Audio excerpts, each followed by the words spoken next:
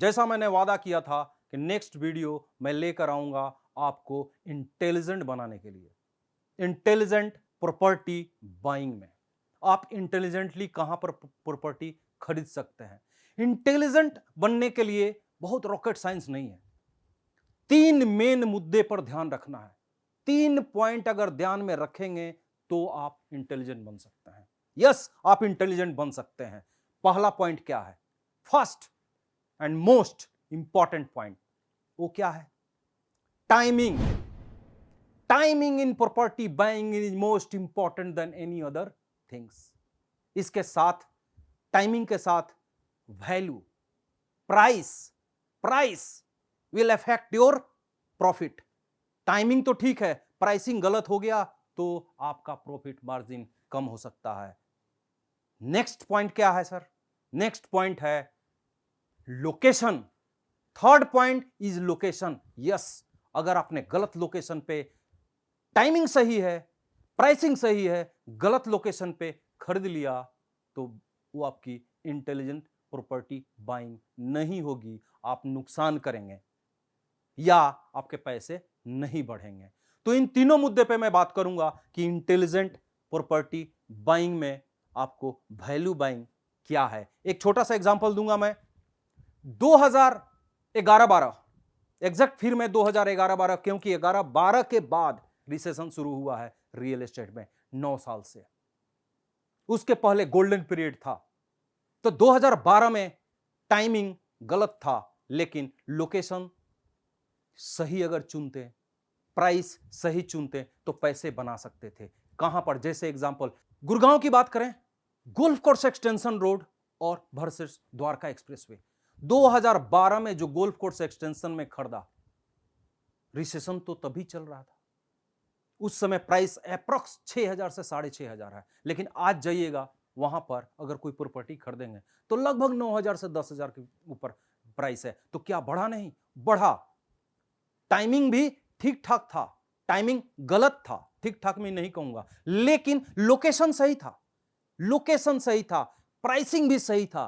क्यों? क्योंकि golf course extension की प्राइसिंग सही था। अब द्वारका एक्सप्रेसवे पे अगर किसी ने 2012 में खरीद लिया तो क्या हुआ?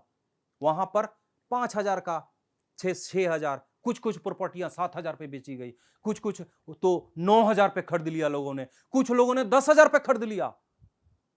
अब क्या हुआ?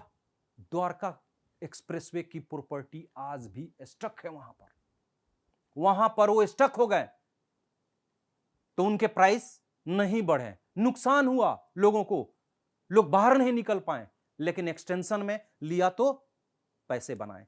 तो यह होता है कि वैल्यू बाइंग, वैल्यू बाइंग आपको डिसाइड करेगा, इंटेलिजेंट बाइंग आपको डिसाइड करेगा, लोकेशन आपको डिसाइड करेगा, टाइमिंग डिसाइड करेगा और प्राइस डिसाइड करेगा। अगर तीनों से कोई भी मिसमैच हो गया तो आप पैसे नुकसान कर देंगे।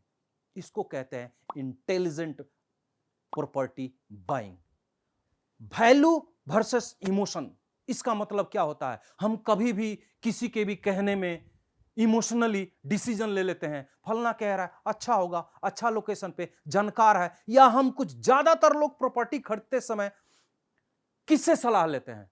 चाचा, मामा, नाना, उनसे बहुत एक्सपीरियंस है, ये है वो है, पता नहीं किससे किससे सजेशन लेते हैं। अरे एक्सपर्ट एडवाइस लीजिए, आप उसके ऊपर R&D करिए।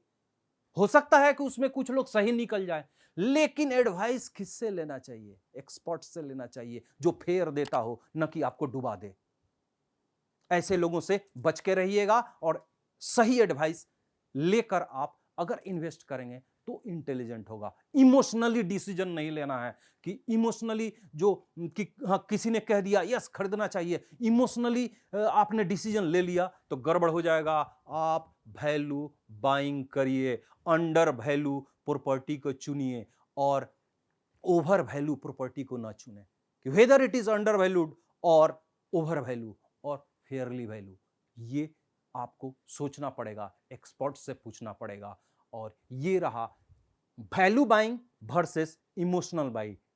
मेरा अगला वीडियो आ रहा है golden period of real estate. 15 सालों में एक गोल्डन पीरियड हमने देखा है, तो वो गोल्डन पीरियड कब आएगा? क्या उससे बेटर आएगा? आएगा तो कब आएगा? इसके लिए आप नेक्स्ट वीडियो मेरा देखिए, golden period of real estate investment.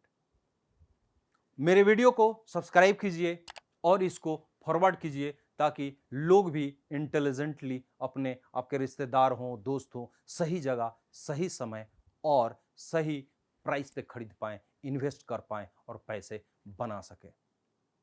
Thank you. जय हिंद।